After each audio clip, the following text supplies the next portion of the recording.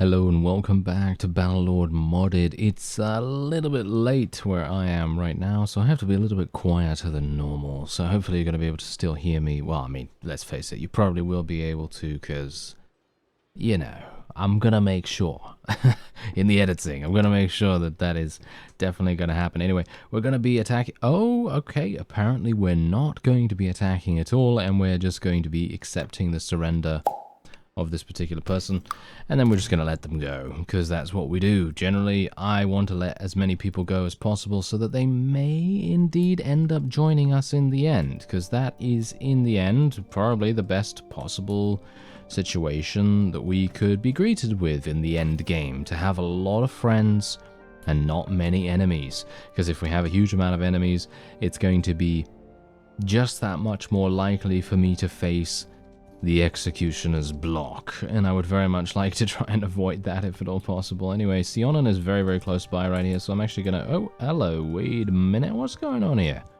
What are you doing? Get out of here. Alright, let's see whether they also surrender. Oh, they're not surrendering. Fantastic. I wonder whether there is a slight cooldown for the surrender mechanic. As far as I'm aware, the surrender mechanic is added by one of my mods and is not actually a part of the base game. Although I could be incorrect about that, so don't quote me on it. But I'm pretty sure it is a part of. Is it Heroes Must Die, or is it part of Diplomacy? It might be part of Diplomacy or something like that. Anyway, I'm basically just going to tell every single one of my people just to do auto delegate. I would run into the smallest tree in the entire battlefield, wouldn't I? Yes. That is my curse. That is very much my curse, and generally I always tend to do that kind of thing. So let's try to not do that ever again. Ooh, I really wanted to skewer that guy. I really want to try and find the enemy leader if I can. That would be nice. Is that them? No, that is not them. Oh, okay, yeah, that guy has a massive two-handed axe. We probably want to be a little bit careful about that. Are my guys actually doing anything right now? I think they are indeed moving up to try and help me out here, but yeah, I would very much appreciate it if they'd actually move a little bit faster. Nice damage. Ooh, thankfully I did not get my horse dazed or reared up, shall we say, by the tree. That's really, really useful. That makes it so much easier for me to escape a potential death. Oh, I love these headshots. I really do. Anytime I'm able to get a headshot or even a kill with the crossbow, it's so satisfying to hear that sound when it hits, you know? I have said before that the sound design of the hitting, you know, whenever you hit something is really, really nice. But, of course, it is very much reliant on your skill. Not so much player skill, but more to do with what kind of skill you have in the game. In my opinion, at least. I mean, let's face it, you're going to be doing so much better if you have a skill of 300 rather than a skill of 50. I mean, that's just how it is. It is an RPG in a, well, a sort of loose sense of the word. I wouldn't say that Bannerlord is a fully fledged RPG. It does have RPG elements, and I very much appreciate those elements, let's face it, but I would very much like more of that, you see. I've talked about that in the past, and I think a number of you also agreed, at the time at least, that you would also like to see things like that. But, of course, how far are they willing to go? That's the point. Because they risk quite a bit, because let's say that someone that has been playing Warband as long as I have, or maybe longer, because I know that some people have thousands of hours in Warband. I too have thousands of hours in it, but there are people that far beat me in terms of playtime in that game, and I know that some of those people will probably be kind of perturbed to pick up Bannerlord if it drastically changes the experience. And that was actually one of the criticisms that I was reading quite often on the Steam review page, where people are saying it's much too it's like that Warband just got a graphic update and that's it. And well, yeah, I suppose that is kind of true in some ways. However, you do have to bear in mind that while I would love to have more RPG elements, and I'm talking about maybe maybe having like a class system or something like that. I mean, here's the thing. I don't want an actual class system where you choose the class at the beginning of the game or anything like that. But what I would love to see is something where you become a class as you play the game. And you can kind of spec yourself into a certain role, and whatever you spec into makes you a certain class. And then whenever your class changes, if you've reached the requirements, for example. So let's say, I'm just going to very quickly just go to my character screen here, because I think I have yes, I do have a perk, as you can see right here. But yes, let's just say I'm going to increase my damage with one-handed weapons. So yeah, anyway, let's just say that you're a polearm, crossbow, and riding person, like we are right now, although I do have some one-handed. But let's say that you're just polearms, crossbows, and riding. That would make you sort of like a knight kind of class, right? But let's say that whatever class you are, you gain an activatable ability. And I'm not even talking about magic here, or in the form of, you know, Musu games or anything like that. I'm not talking about that. I'm just talking about some kind of special ability that makes your, I don't know, makes your gameplay experience just that much more interactive. Because if you think about how that might work, you know, just think about, well, what is a knight good at? Well, a knight is probably very good at leading troops. So let's say that they give you an ability that is activatable with some keybind or another. Let's say, I don't know, B or something. I don't know. Any random keybind that you can think of. And then let's say that it does something cool, you know? Let's say it does something cool like, I don't know, you summon some reinforcements from the side of the battlefield to come and help you. And because you're a knight, you summon, I don't know, 15 tier 5 cavalry or tier 4 cavalry, or dependent on what kind of skill you have in riding or whatever. You know, basically the imagination is the only limit when it comes to what I'm suggesting here. Of course, I'm pretty sure this is not going to happen, but it's always fun to sort of think about and maybe discuss it as well. And I just thought, hey, you know what? Maybe you'd be interested to hear about that kind of thing. And maybe you too would also like to make a couple of suggestions, or just even one.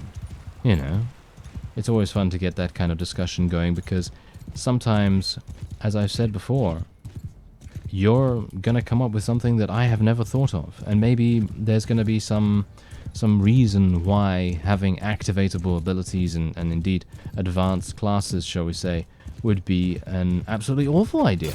But personally, I think it could be really fun, and it would definitely enhance the gameplay experience for me specifically, because I absolutely love RPGs.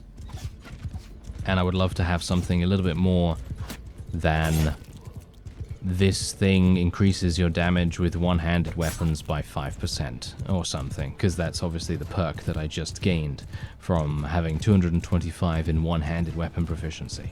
But that is the point.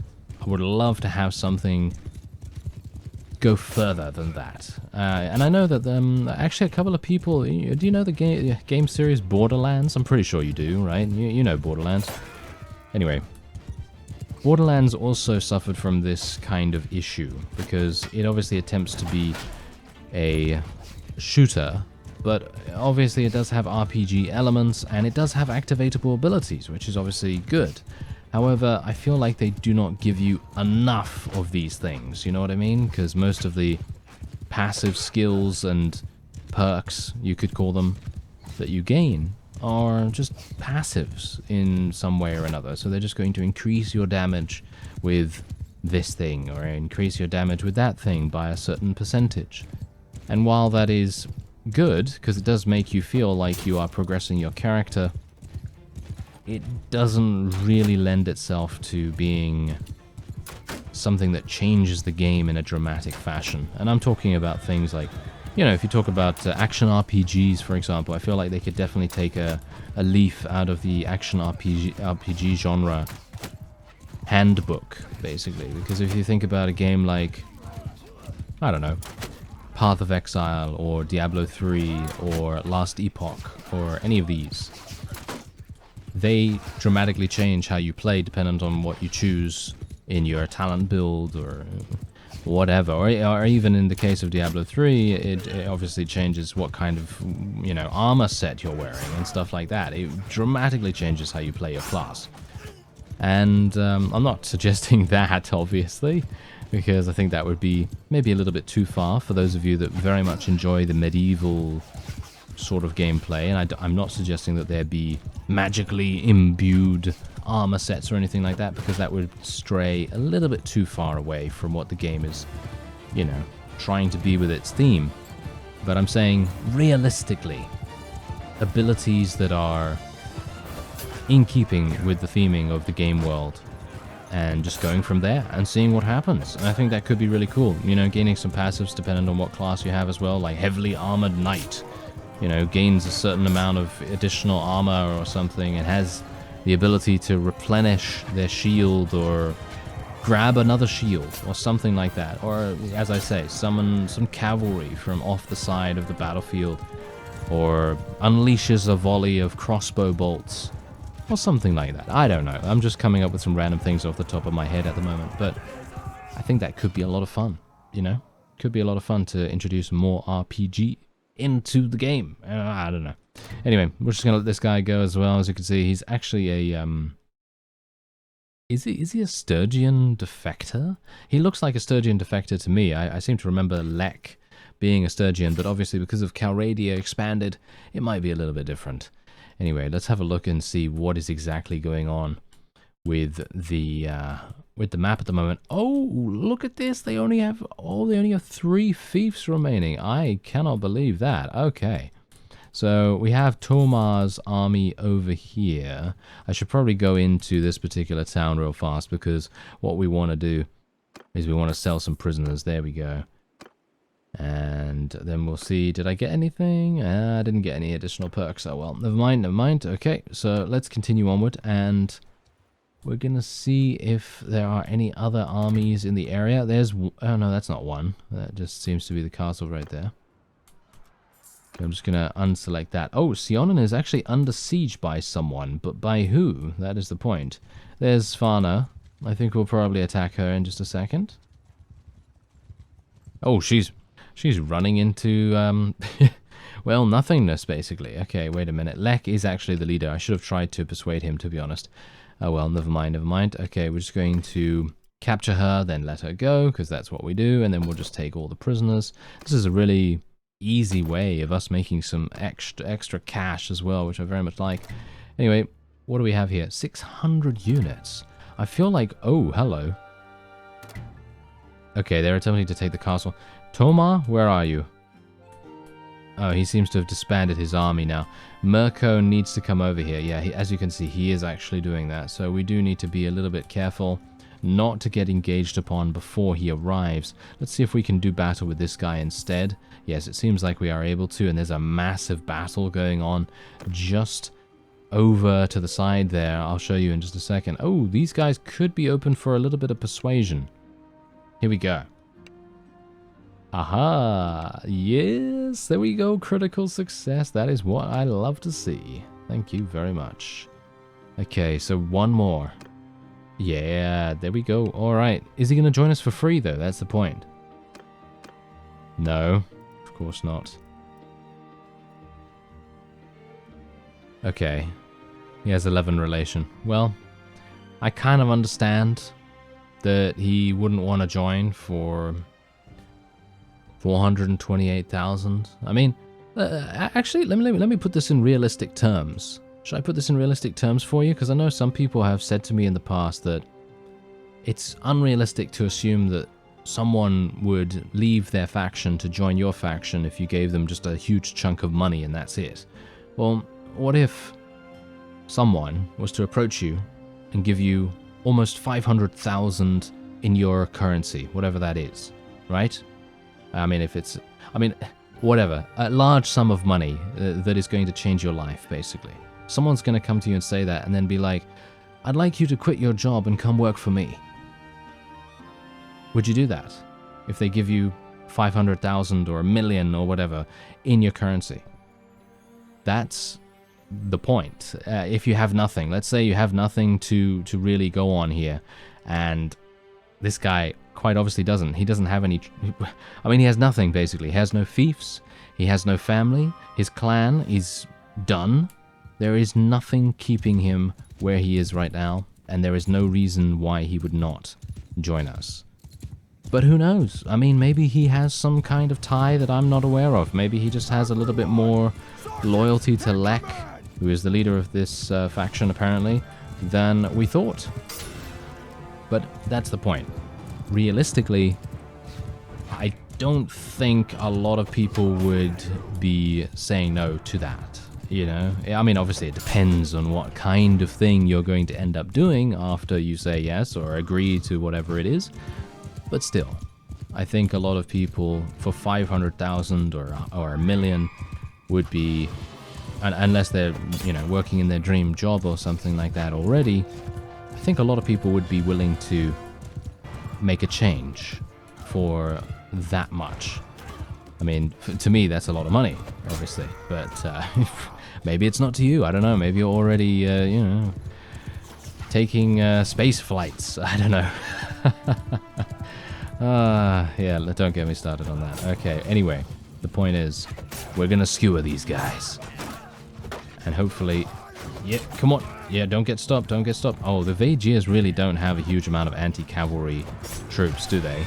I'm very much used to fighting against the Imperials, and they just have polearms up the wazoo. They really do. Whereas these guys, they just have two-handed axes, and yeah, sure, I say just having two-handed axes, but generally, if you think about it, they could kill me pretty quickly.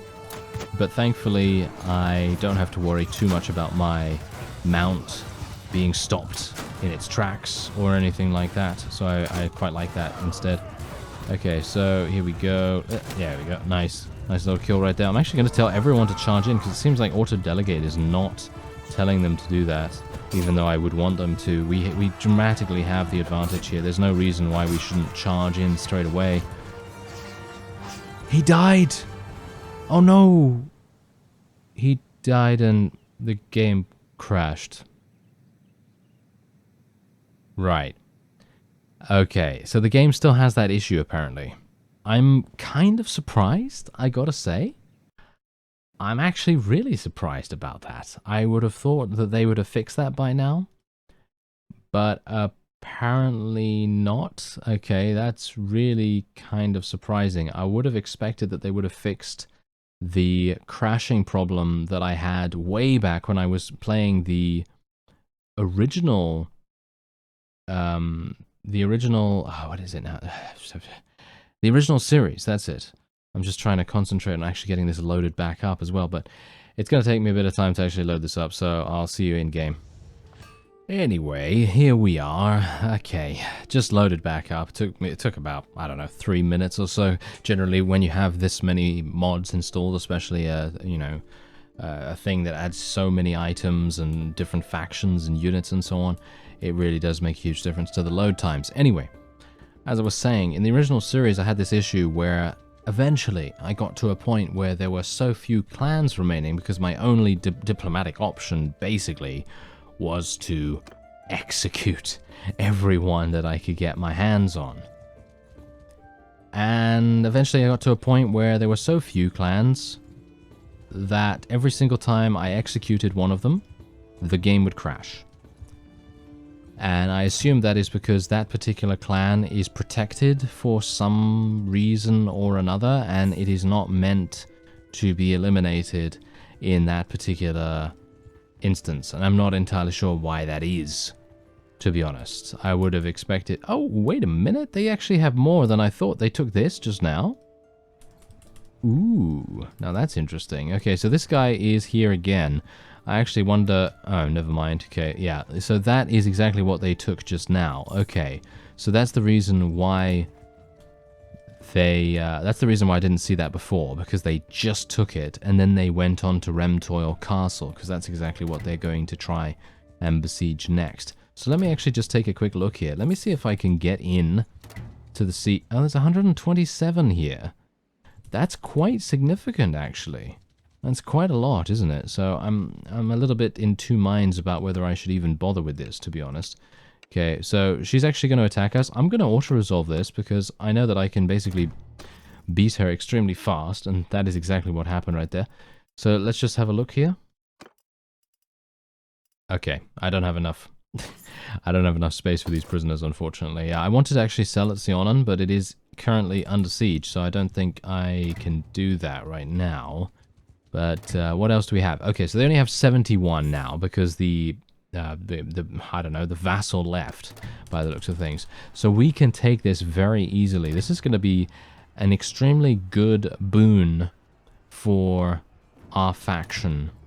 And it's going to serve as a wonderful launching pad. If I can actually make this work, which I very much hope I will be able to. So we're just going to go straight on in there. I don't want them to you know, ambush me or anything like that.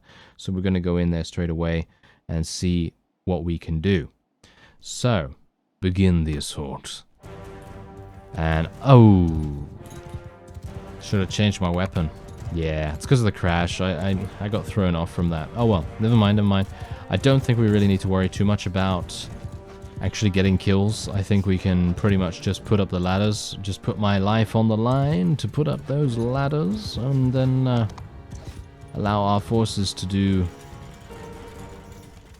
some of the work, at least. Where are the other ladders, by the way? It seems like there's only one set? No, there must be two. I'm not seeing them right now. It must be around here, right? Oh, they've already put them up. Wow, you're fast. These guys are fast. Okay, well, I will try to pick up a weapon, if I can, to replace my spear, because there's no real point in me using this right here, but who knows, maybe I can stay at sort of like a ranged distance, so I shouldn't have to worry too much. Oh, hello there. Okay, yeah, apparently you're not allowing me to stay at a ranged distance, are you, sir? Oh, are you serious? Okay, I'm just gonna jump. There we go. Oh, that wasn't actually that bad. I thought I was going to take much more damage from that, but it was a very small drop. So I'm pretty happy with that. Really wish I had my mace now. Ugh, that really grinds my gears when I forget to do that. Oh well, never mind. My forces are doing an absolutely fantastic job, as you might expect. So I'm just going to go zoom mode, and that is probably going to get all of them done. I'm going to just go into the corner here. And it seems like, yes indeed, someone does put Byron in the corner. Anyway, there we go. That is indeed done. Fantastic. 52 renown. We're almost at tier 6, I believe, so that's going to be pretty nice. The small party size increase is going to be good. Oh, yeah. Now I am definitely going to be taking these prisoners because I am at a town and I should be able to sell them almost immediately, so that's great. Let's show mercy. I'm going to accept and claim this fief for myself. We're going to sell all the prisoners while we can, and then we're going to see what is exactly going on here. It is terrible. What has the governor been doing here, by the way? Look at this. It is absolutely awful. Okay, well, let's just take a look here. Okay, culture, Vegir. Okay, well, Revel is what? What is Revel's culture? Sturgia. Right. Do I have a Sturgian culture companion? Now, that is the main issue here.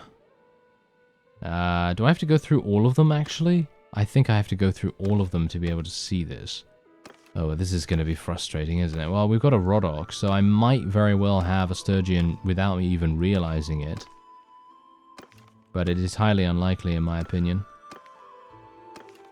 I haven't recruited a companion for a very long time as well, so that does make a difference. Yeah, it seems like we do not have a Sturgian governor, so this is going to be a little bit problematic, especially for the loyalty.